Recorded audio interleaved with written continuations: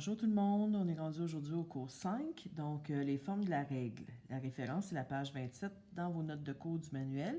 Je vais revenir tantôt à la fin du cours à la page 27 de votre manuel parce qu'il y a des choses que je veux que vous reteniez puis d'autres qui sont moins importantes. Donc on y reviendra tantôt. Donc, première forme, c'est la forme canonique dont on parle depuis plusieurs cours. F de x est égal à ax moins h au carré plus k. Je vous donne comme exemple, f de x est égal à 2, parenthèse x plus 1 au carré, moins 8. Deuxième forme, la forme générale, f de x est égal à ax au carré plus bx plus c. Donc, si vous prenez votre forme canonique et que vous développez en faisant x plus 1 au carré, donc x plus 1 fois x plus 1, ensuite on multiplie par 2 et on fait moins 8, vous allez arriver avec votre forme générale. Donc, les deux formes qui sont ici sont équivalentes, c'est la même parabole. Ensuite, la forme factorisée, f de x est égal à x moins x1 fois x moins x2. Donc, si je prends ma forme générale et que je factorise ma forme générale en mettant en évidence pour commencer le 2, puis ensuite en factorisant le trinôme, c'est ce que ça va vous donner. F de x est égal à 2, x plus 3 fois x moins 1. Donc, ces trois formes-là, c'est la même parabole, c'est la même règle. On va voir un petit peu plus tard là, dans les prochains cours comment passer d'une forme à l'autre plus spécifiquement. Donc, si vous remarquez, dans chacune des règles, le coefficient du x2, c'est-à-dire le a, c'est le même dans chacune des formes. Maintenant, comment trouver les valeurs importantes dans chacune des formes? Donc, un petit rappel de ce qu'on a fait. La forme canonique, f de x est égal à ax moins h au carré plus k. Bon, ce qui est donné dans cette forme-là, ce que vous pouvez voir dans cette forme-là, c'est votre sommet, c'est-à-dire le h et le k. Donc, dans l'exemple que je vous ai donné au départ, f de x est égal à 2, x plus 1 au carré moins 8. Le sommet, c'est moins 1 et moins 8. Ce qu'il faut calculer, c'est l'ordonnée à l'origine, donc f de 0, la valeur d'y quand x vaut 0. Je m'en viens dans mon équation, je remplace le x par 0, donc 0 plus 1 au carré, ça vous donne 1, fois 2 qui donne 2, moins 8. Donc, si je fais ce calcul-là, ça va vous donner comme ordonnée à l'origine, moins 6. Ensuite, le ou les zéros de la fonction. Donc, je vous rappelle, le ou les zéros de la fonction, c'est la valeur de x qu'on cherche ou les valeurs de x qui vont faire en sorte que votre y, votre f de x, va être égal à 0. Donc, je pars de ma forme canonique, j'isole ma parenthèse en faisant plus 8. Ensuite, je divise par 2, ce qui vous donne 4.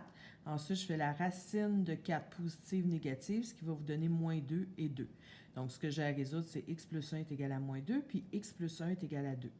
Donc, si je fais moins 1 de chaque côté, ça vous donne x est égal à moins 3. Puis si je fais moins 1 ici, ça me donne x est égal à 1.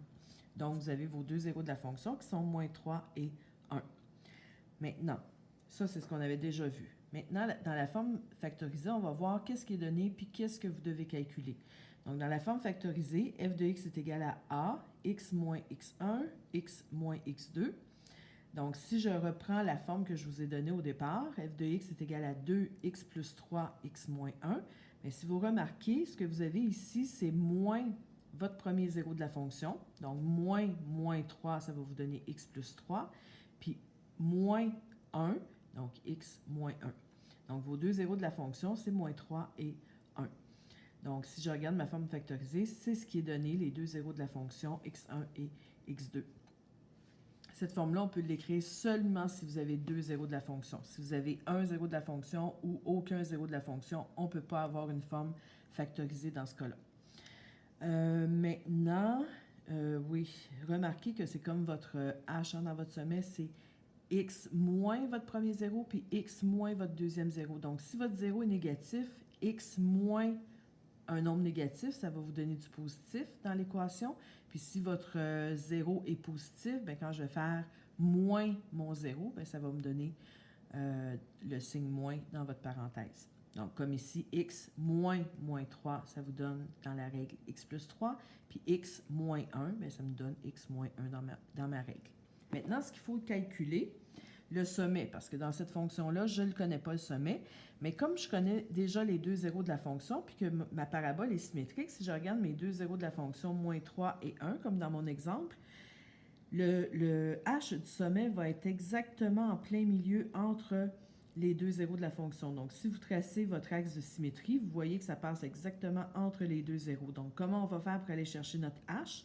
Bien, on va additionner les deux zéros, puis on va diviser par 2. On va faire, dans le fond, une moyenne des deux zéros. Donc, je vais faire ici moins 3 plus 1, ce qui va me donner moins 2. Ensuite, diviser par 2, ce qui va vous donner moins 1. Donc, quand je vais aller chercher mon h, je fais le premier zéro de la fonction plus le deuxième zéro de la fonction divisé par 2. Si je veux maintenant aller chercher le k du sommet, bien, tout ce que j'ai à faire, c'est de prendre ma règle puis remplacer dans ma règle le x par la valeur que je viens de trouver en h. Donc là, je viens de trouver moins 1. Je m'en vais dans ma règle puis je remplace le x par moins 1. Donc, ce que je vais faire, c'est 2. Ensuite, je remplace ici moins 1 plus 3. Ça, c'est ma première parenthèse. Puis moins 1, qui est ma deuxième parenthèse. Donc, 2 fois moins 1 plus 3, ça va vous donner 2. Puis moins 1, ça va vous donner moins 2. Donc, 2 fois moins 2, ça vous donne moins 8. Ça veut dire que votre sommet, c'était moins 1 pour le h et moins 8 pour le k. Maintenant, si vous voulez aller chercher l'ordonnée à l'origine, c'est comme dans toutes les autres fonctions, vous avez tout simplement à remplacer dans votre règle le x par 0. Donc, si je remplace le x par 0 dans la première parenthèse et je remplace le x par 0 dans la deuxième, je vais obtenir 2 fois 3 fois moins 1. Donc, 2 fois 3, 6 fois moins 1, ça vous donne moins 6. Donc, votre ordonnée à l'origine, c'est moins 6. Troisième forme, la forme générale. Donc, f de x est égal à ax au carré plus bx plus c. Là, vous voyez qu'on a obtenu moins 6, puis c'est ce qu'on avait obtenu aussi en forme canonique. Puis si je regarde mon équation sous forme générale, bien, mon moins 6 y apparaît. Votre moins 6, là, c'est votre c. Donc, c'est le terme constant dans votre forme générale. Ça, c'est toujours votre ordonnée à l'origine. Parce que si je remplace le x ici par 0, 2 fois 0 au carré, ça donne 0. Puis 4 fois 0, ça donne aussi 0. Donc, ça veut dire que quand mon x vaut 0, mon y vaut moins 6. Donc, mon ordonnée à l'origine, c'est toujours 6. C'est toujours le terme constant dans votre forme générale. Donc, le terme constant. Ce qu'il faut maintenant calculer, donc ça va être donné, vous allez le voir, votre ordonnée à l'origine. Ce qu'il va falloir calculer, c'est le sommet. Le sommet, vous allez toujours utiliser cette formule-là. Pour aller chercher le h du sommet, vous allez faire moins b sur 2a. Je vous rappelle que le a, c'est le coefficient du x2, puis le b, c'est le coefficient du x. Donc, si je fais moins b sur 2a, je vais obtenir h. Puis ensuite, pour obtenir le k, je fais comme d'habitude, c'est-à-dire qu'une fois que j'ai le h, je remplace le x par h dans ma fonction et ça va me donner le y du sommet, c'est-à-dire votre k. Donc, dans mon exemple, le a vaut 2 et le b vaut 4. Donc, ce que je vais faire, c'est moins 4. Donc, si j'avais mon b négatif, ce serait moins 4, mais ce n'est pas le cas ici, c'est positif, donc ça fait moins devant le b qui est 4 divisé par 2 fois votre a. Donc, moins 4 divisé par 4, ça va vous donner moins 1, comme on avait trouvé dans les autres formes. Ensuite, si je remplace dans ma forme générale, si je remplace le x par moins 1, je vais faire 2 fois moins 1 au carré plus 4 fois moins 1, moins 6. Donc, 2 au carré, pas 2 au carré, mais moins 1 au carré, ça fait 1. 2 fois 1, ça vous donne 2. Ensuite, 4 fois moins 1, ça donne moins 4. Et moins 6, donc 2 moins 4, ça fait moins 2. Moins 2 moins 6, ça vous donne moins 8. Donc, votre sommet, comme on avait vu dans les autres formes, c'est moins 1, moins 8. Maintenant, pour aller chercher le ou les zéros de la fonction, dans la forme générale, soit que vous utilisez la factorisation ou la formule quadratique. Je vais utiliser ici la formule quadratique parce que la formule quadratique, elle fonctionne dans tous les cas. Donc, je vous rappelle ce qu'on a vu avant de partir en confinement. Donc, le x, dans votre formule quadratique, le x, pour aller chercher le x, c'est égal à moins b, plus ou moins la racine du discriminant, donc la racine de delta, divisé par 2a. Le delta, ce qui vaut, c'est b2 moins 4ac, donc c'est votre discriminant. Et je vous rappelle que quand ce discriminant-là est négatif, c'est que vous allez avoir aucun zéro de la fonction. Si votre discriminant est égal à 0, vous allez avoir un seul zéro de la fonction. Puis si votre discriminant est positif, vous allez avoir 2 zéros de la fonction. Donc, je prends mon a qui est 2, le b, le coefficient du x qui est 4, et le terme constant qui est moins 6, et je vais aller chercher mon discriminant. Donc, b au carré, c'est-à-dire 4 au carré, moins 4 fois le a fois le c.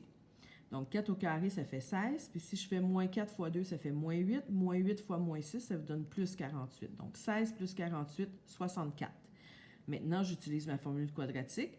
Donc, moins b. Donc, moins devant le b. Donc, moins 4, plus ou moins la racine de mon discriminant, divisé par 2 fois le A. Donc, moins 4, ça vous donne moins 4, plus ou moins racine de 64 qui donne 8, divisé par 2 fois 2, 4. Donc là, j'arrive avec deux possibilités parce que j'avais un discriminant qui était positif. Donc, je vais avoir deux solutions, c'est-à-dire moins 4, moins 8 divisé par 4, puis moins 4 plus 8 divisé par 4. Moins 4, moins 8, ça vous donne moins 12, divisé par 4, ça vous donne moins 3.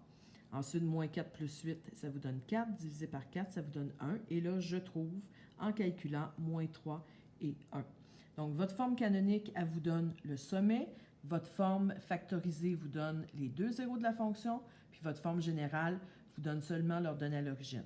Donc, si vous avez à trouver autre chose, bien, il va falloir calculer. Je vous rappelle aussi que votre A, c'est le même dans toutes les formes. Là, je reviens dans vos notes de cours à la page 27.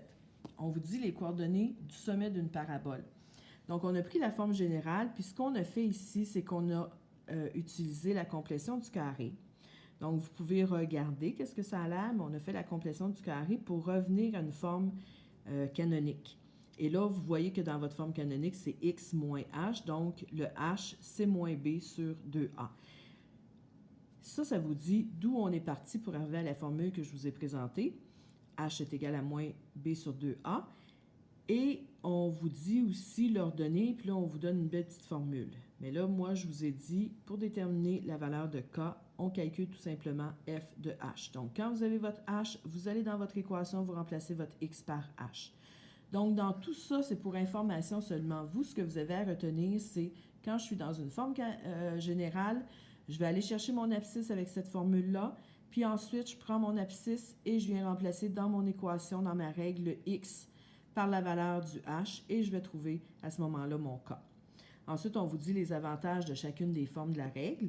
Donc, ce que vous avez à retenir, vous, si vous êtes en forme canonique, ce qu'on vous donne, c'est le sommet. Les zéros de la fonction, on va aller les chercher. Encore là, on vous donne une petite formule, mais dans le fond, tout ce que vous avez à faire pour aller chercher votre zéro de la fonction, c'est d'isoler votre parenthèse, puis ensuite de faire la racine positive, négative, puis isoler votre x. L'ordonnée à l'origine, on remplace le x par 0. Pas besoin d'apprendre cette formule-là. On fait juste dans notre règle remplacer le x par 0, puis on calcule tout simplement. Ensuite, dans la forme factorisée. Dans la forme factorisée, ce qu'on vous donne, c'est le x1 et le x2 que vous connaissez déjà. Ensuite, pour aller chercher le h, on fait la moyenne des deux zéros, on divise par 2. Puis pour aller chercher le k, on remplace tout simplement le x par h. Si on veut aller chercher l'ordonnée à l'origine, même chose. Comme d'habitude, on remplace le x dans notre forme factorisée. On remplace le x par 0. Maintenant, sous forme générale, donc la forme générale, on a vu tantôt comment aller la trouver. Donc, c'est moins b sur 2a. C'est ça que je veux que vous reteniez. Le k aussi, je ne veux pas que vous reteniez de formule. Je veux juste que vous reteniez, je répète là, mais je veux juste que vous reteniez que k est égal à f de h. Donc, je viens dans ma formule, dans ma forme générale, dans ma règle, puis je viens remplacer le x par h. Pour aller chercher les zéros de la fonction, j'utilise ma formule quadratique. Donc, B2 moins 4AC, c'est votre discriminant. Ensuite, je connais, dans cette forme-là, je connais l'ordonnée à l'origine. Et on vous dit à la fin que le paramètre A reste le même, quelle que soit la forme. Donc, dans le fond, ce que j'ai encerclé, bien pas encerclé, là, mais surligné en jaune, c'est ce que vous devez retenir. Les autres formules puis les autres façons de faire, c'est pour votre information seulement. Donc, bon cours, bonne pratique, puis à la prochaine. Bye tout le monde!